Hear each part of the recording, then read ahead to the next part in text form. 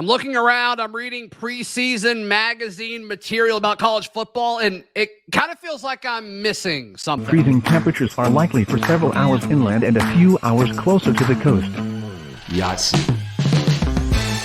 You are Locked On Auburn, your daily podcast on the Auburn Tigers. Part of the Locked On Podcast Network, your team every day. Yes, welcome on into Locked On Auburn, your daily Auburn Tigers podcast. I'm your host, Zac Blackerby, and thank you so much for making Locked On Auburn your first listen every single day. The everydayers know that it is a Charlie Tuesday, meaning we are joined and celebrating with Auburn message board legend Charlie5. And I want to talk about, in a second, we're going to talk about how Hugh Freeze has built the 2023 roster. Is it sustainable? What's the plan moving forward?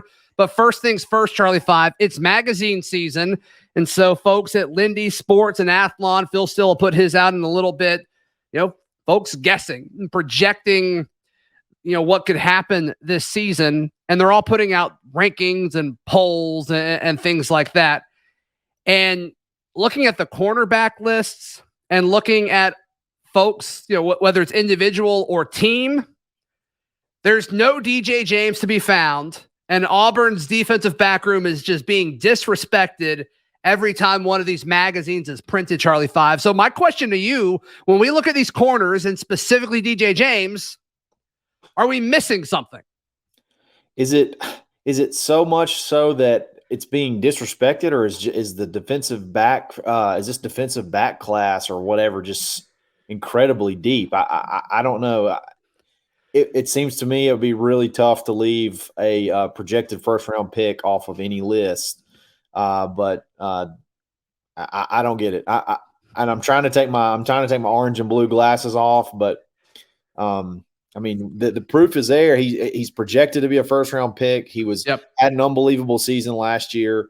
I'm with you. I'm kind of speechless on that. The crazy thing about this is so many of these lists, right? Because what we talk about is Auburn, and we watch every single tape of Auburn that we possibly can because that's doable. It's one team. These national folks, even conference-wide, you're kind of limited on how much you can consume. So a lot of these folks lean on Pro Football Focus number. So usually if you're a PFF darling and you rate highly on that, you get a bump in all of these lists. We saw Tank Bigsby get that a year ago, and obviously Tank is good, but all these folks didn't watch every snap Tank played. They leaned on, analytics. DJ James is loved by Pro Football Focus. And so I don't understand where he is on these lists. It doesn't make any sense to me.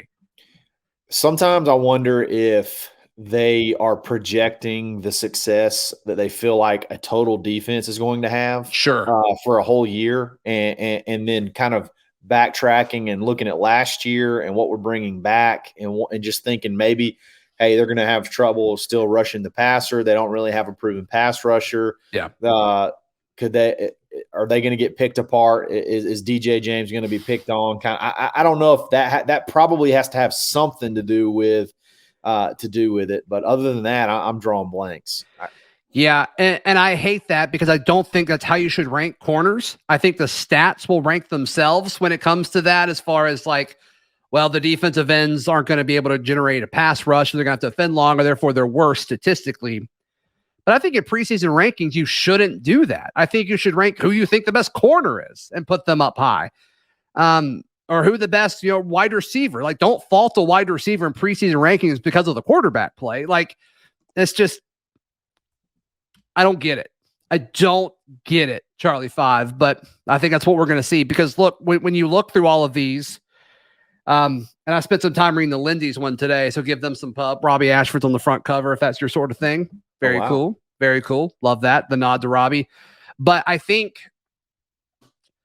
Auburn's getting overlooked everywhere. They're getting very little love in these publications as far as, what Hugh Freeze has done in the transfer portal. The offensive line is getting very little love. And Lindy specifically is picking Auburn to finish second to last in the SEC West, only ahead of Mississippi State. I think Athlon actually has Auburn picked to finish last in the SEC West behind Mississippi State. But, they're nowhere to be seen in anything. Usually the defensive line is thrown a bone, or the defensive backfield is thrown a bone. But, this Auburn team, and there's a chance they're right, but the way I'm sitting on this right now is they are being totally overlooked. Yeah, I mean, I'm just looking at cornerback rankings for like early projections for the NFL draft, the 2024 NFL draft. And believe it or not, Auburn has two dudes on the board in the top 6 with DJ and Nehemiah Pritchett. So NFL scouts really like Nehemiah Pritchett because the Senior Bowl folks really like Nehemiah Pritchett. That's true. I mean, there is some of that. There's a little bit of the South, the Mobile draw connection, kind of from that area. But he had a really good. It was either freshman or sophomore year where he was like a PFF darling.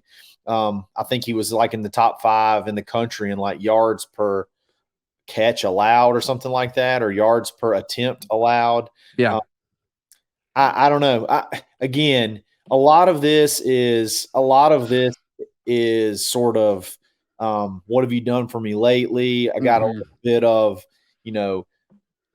I mean, if you're from the outside looking in, Auburn is a wreck. Like you took over an absolute wreck. So like, what can they really do to improve? I mean, it would take a monumental effort to improve what you saw last year because we looked hapless in multiple games. Like we didn't even belong on the field with a lot of people. So you throw that in, like how much improvement can you actually make? I can see some of it from if I'm not watching this every single day and I don't analyze who left and who came in.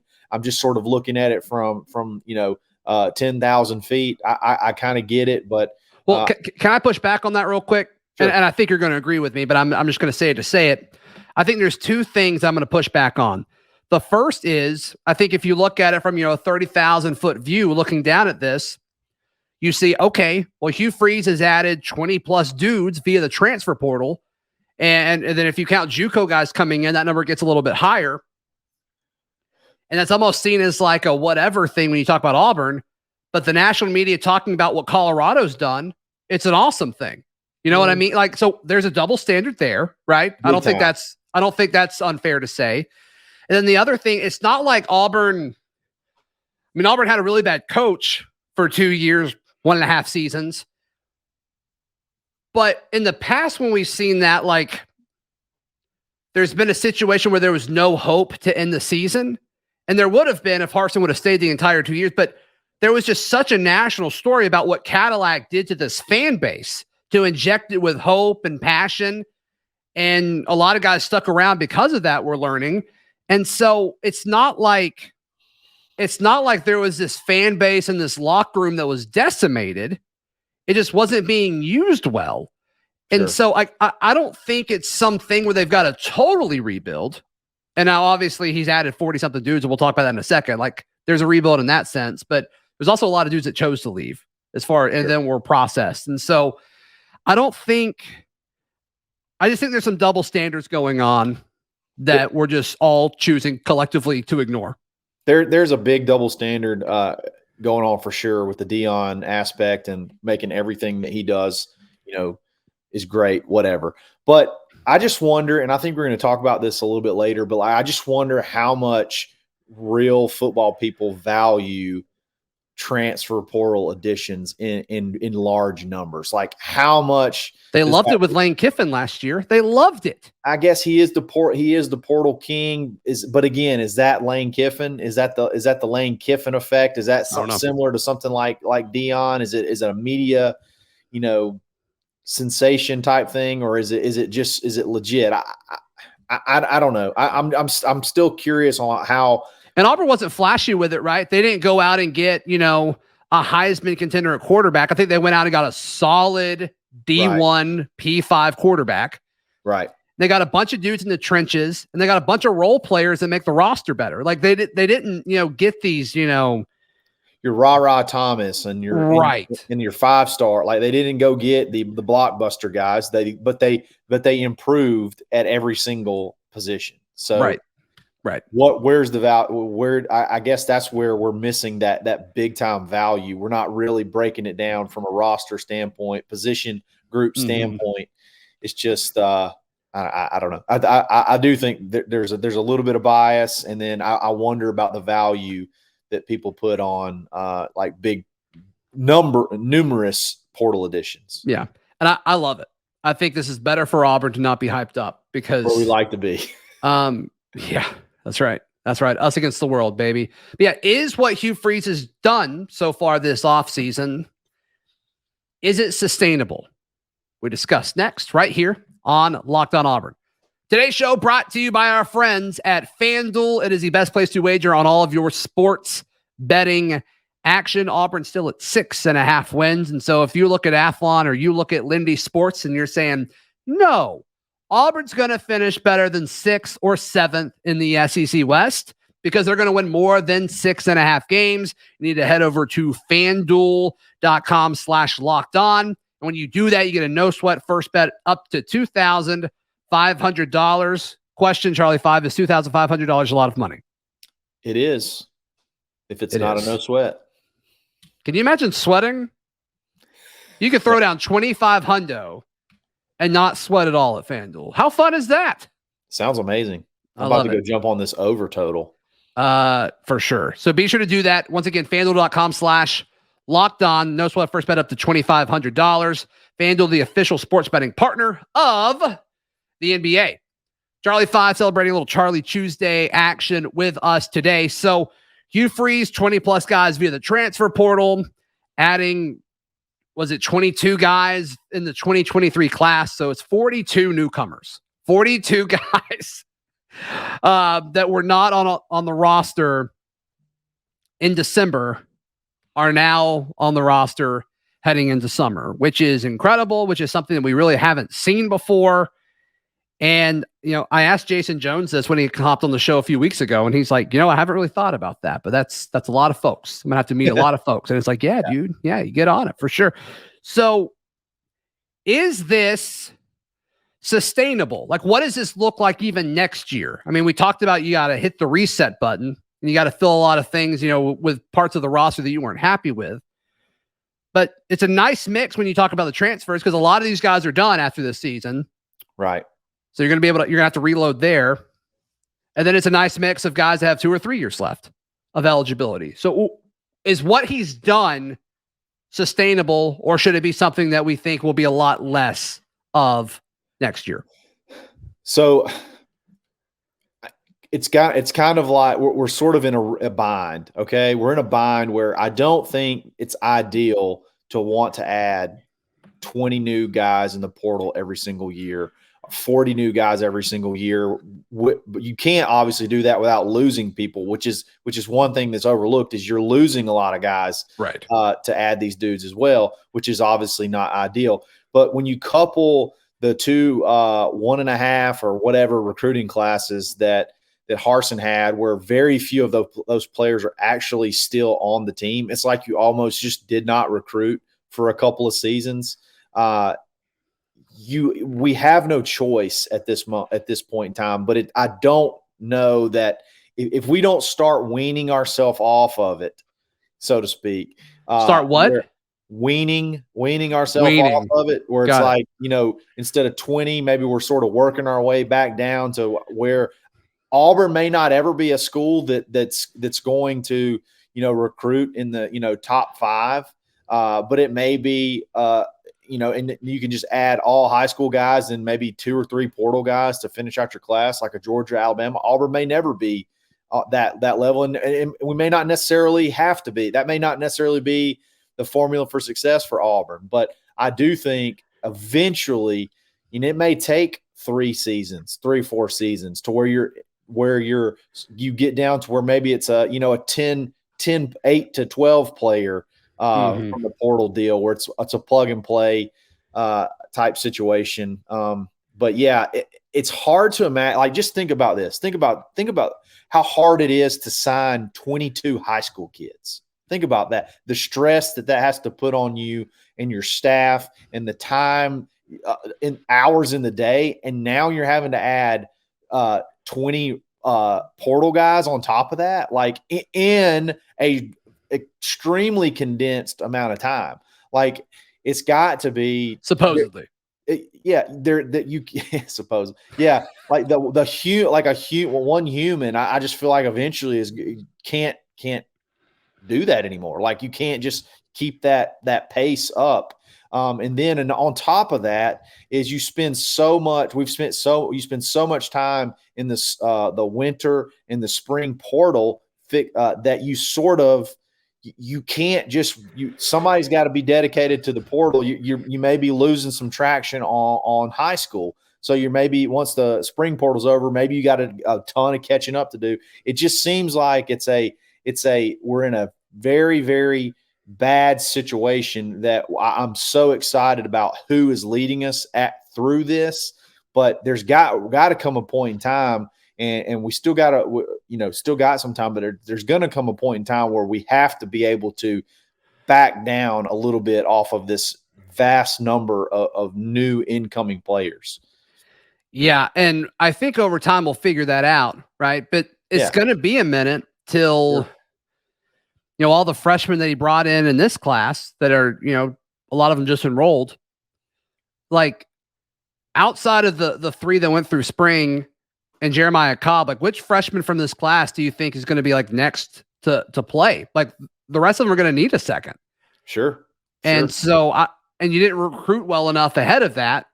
So I think it's gonna look similar next year too, Charlie5. I really do. I think I absolutely agree. I don't think you have an option. I think it's the year after that and you can tell that they're working on this 2025 class already. Yes.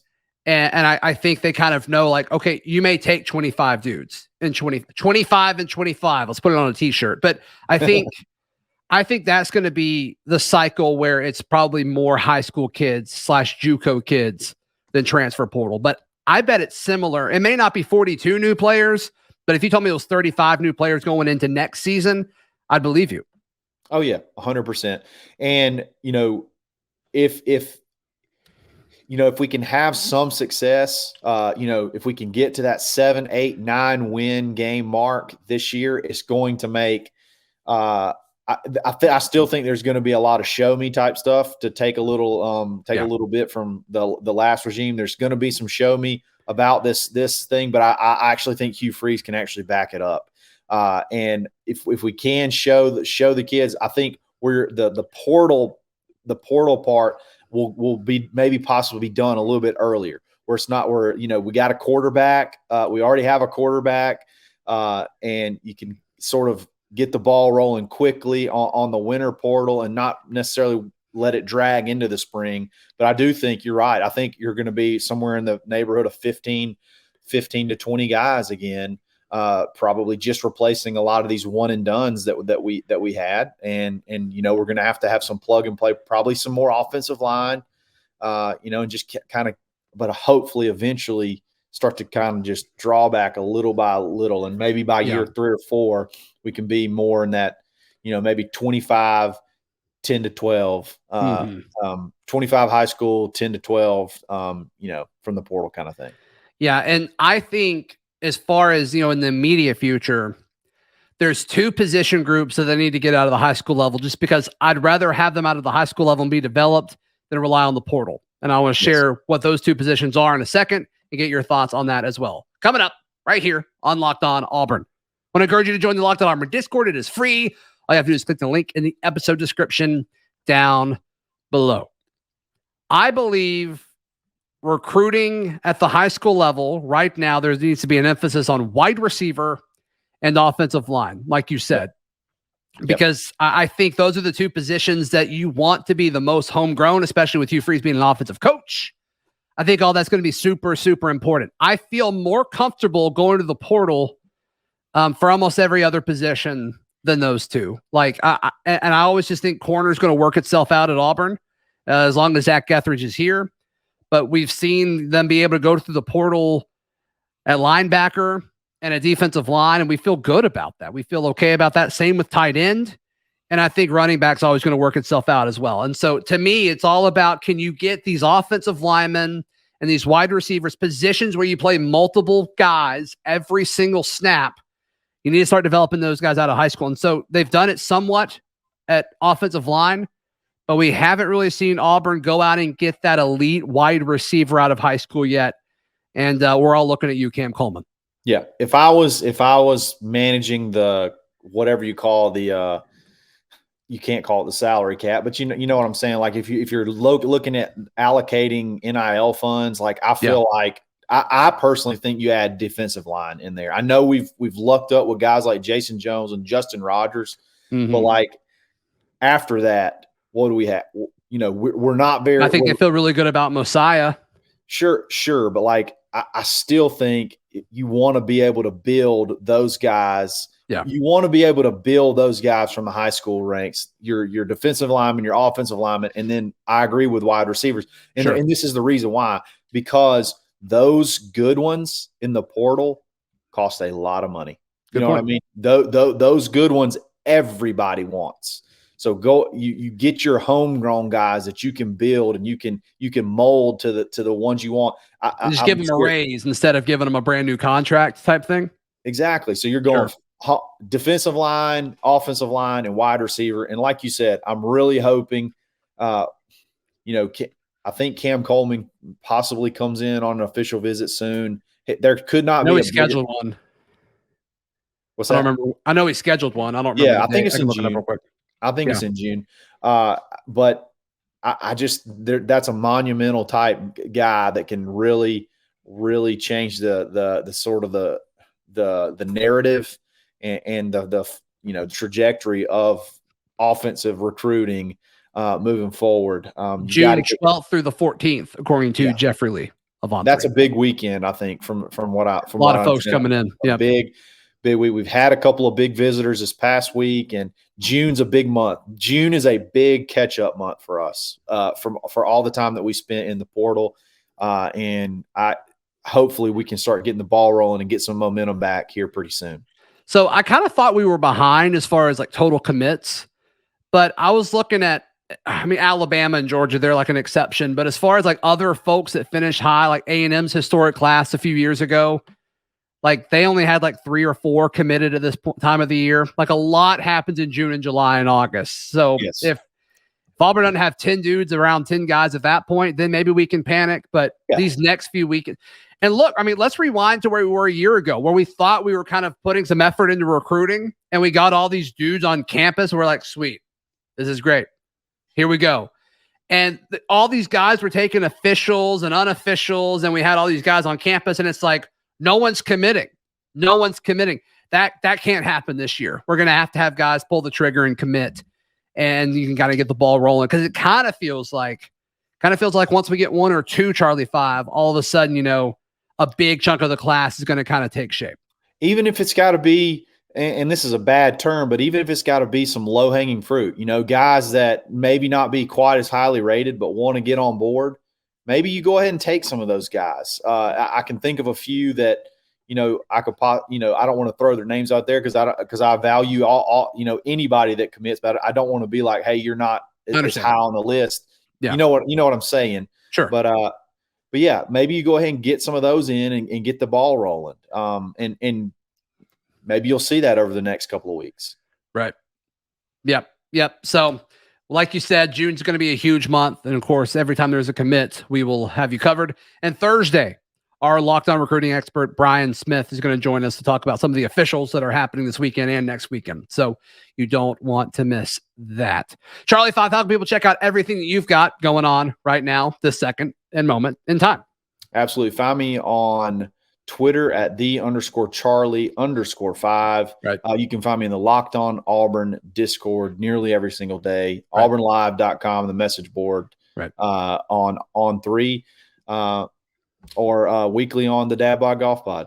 That's right. The very handsome and informative man himself. You can find all my written work at auburndaily.com, and we will see you tomorrow as Daryl Dapprich will join me. We will talk about the games that we want to see on Auburn's 2024 schedule the most. Would love your feedback on that. That'll be tomorrow right here on Locked On Auburn.